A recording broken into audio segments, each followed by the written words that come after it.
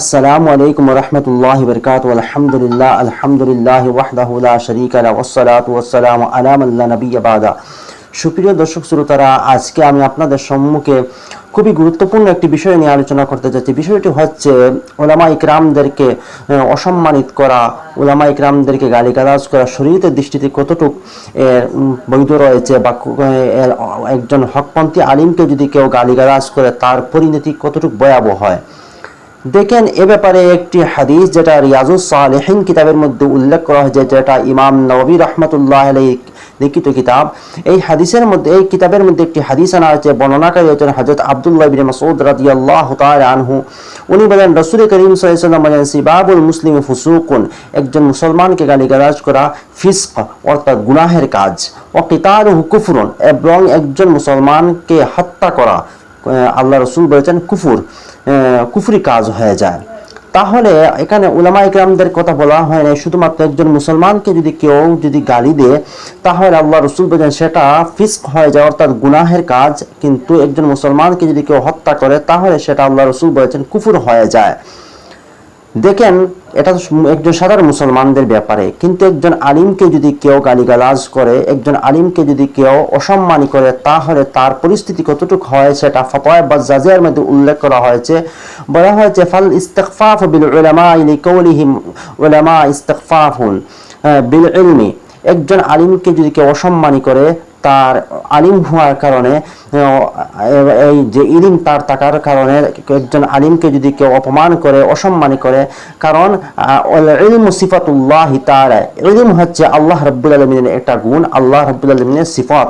মানহাতুন ফাদলান আলা ইবাদ আলা খিয়ার ইবাদি, আল্লাহ রাব্বুল আলামিন যাকে নির্বাচিত করেন, যাকে ভালোবাসেন, আল্লাহ রাব্বুল আলামিন তাকে ইলম দান করেন। তাই একজন আলিমকে যদি ইলম থাকার কারণে, সে আলিম হওয়ার কারণে যদি কেউ তাকে অপমান করে, অসম্মান করে, তাহলে নিঃসন্দেহে সেই ব্যক্তি কুফরি কাজ করেছে। তার তাজদীদে ঈমান অর্থাৎ তার ঈমানকে আবার রিপিট করতে লাগবে, আবার কলিমা পড়ে তার ঈমানকে রিপিট করতে লাগবে। একজন আলিমকে যদি আলিম হওয়ার কারণে কেউ যদি অসম্মানী করে, কিংবা গালিগালাজ করে, তাহলে সেই ব্যক্তির ঈমান আবার রিপিট করতে লাগবে, আবার তাজদীদে ঈমান অর্থাৎ কলিমা পড়ে আবার তার ঈমানকে রিপিট করতে লাগবে।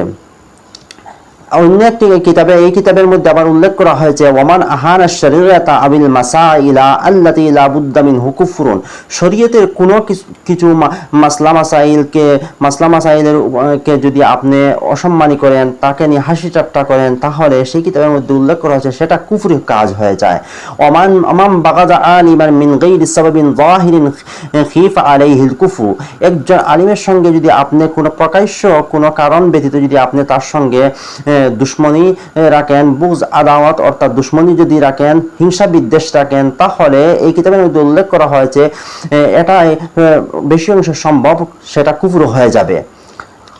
ওয়ালাউ শাতামা ফামা আলিমিন ফাকিহিন আও আলাউইয়িন ইউকাফফারু, এবং বলা হয়েছে একজন আলিম, প্রকৃত একজন হকপন্থী আলিমকে যদি কোনো ব্যক্তি গালিগালাজ করে তাহলে সে ব্যক্তি কুফরি কাজ করেছে। ওয়াতাতলুকু ইমরাআতুহু সালাসান ইজমাআন কামা ফিল মাজমুইয়াতিল মুআউযিদি, এখানে উল্লেখ করা হয়েছে যে ব্যক্তি একজন প্রকৃত আলিমকে যদি গালিগালাজ করে তাহলে সে ব্যক্তি কুফরি কাজ করেছে, এবং সে ব্যক্তি যদি বিবাহিত হয়ে থাকে তাহলে তার স্ত্রী তালাক হয়ে যাবে।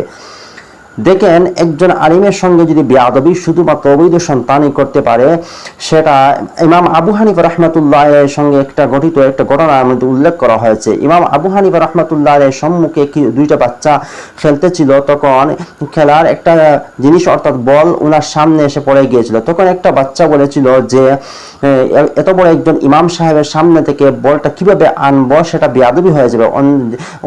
দুই নম্বর যে বাচ্চা রয়েছে সে বলছে আমি নিয়ে আসবো, সেই ইমাম সাহেবের সামনে থেকে বেয়াদবির সহিত সেই বলটা নিয়ে গিয়েছিল। তখন ইমাম সাহেব বলেছিলেন ওই বাচ্চাটা অবৈধ সন্তান। পাশে যারা লোক ছিল তারা পরে তদন্ত করে দেখলো ইমাম সাহেব সঠিক বলেছেন, সেই সন্তানটা অবৈধ সন্তান। এই ঘটনা দ্বারা বোঝা যায় যে একজন অবৈধ সন্তানে একজন প্রকৃত আলিমের অপমান করতে পারে, একজন আলিমকে গালিগালাজ করতে পারে। কিন্তু একটা বিষয় বোঝার কথা যে একজন আলিমকে যদি অপমান কোনো ব্যক্তি যদি করে, সে আলিম হওয়ার কারণে, শুধুমাত্র সে আলিম হওয়ার কারণে, তার ভিতরে ইলম থাকার কারণে যদি কোনো ব্যক্তি একজন আলিমকে যদি অপমান করে, গালিগালাজ করে, অসম্মানী করে, তাহলে সে ব্যক্তি ঈমান চলে যায়। সে আবার তার ঈমান রিপিট করতে লাগবে, কলিমা পড়ে ঈমান আবার আনতে লাগবে, এবং তার বিবাহিত যদি হয়ে থাকে তাহলে তার স্ত্রী তালাক হয়ে যাবে। কিন্তু অন্য কোনো কারণে যদি সে একজন আলিমকে যদি গালিগালাজ করে, তাহলে সে কুফরি কাজ করেছে। কিতাবের মধ্যে উল্লেখ করা হয়েছে, মতানৈক্য থাকতে পারে কোনো বিষয়ে, আপনার একজন আলিমের সঙ্গে মতানৈক্য থাকতে পারে, সেটা দলিল ভিত্তিক আলোচনার মাধ্যমে শেষ হওয়া উচিত। কিন্তু একজন আলিমকে গালিগালাজ করা খুবই একটা রিস্কের ব্যাপার রয়েছে, আপনার ঈমান চলে যেতে পারে। তাই নতুবা এসব জিনিস থেকে বেঁচে থাকা খুবই দরকার।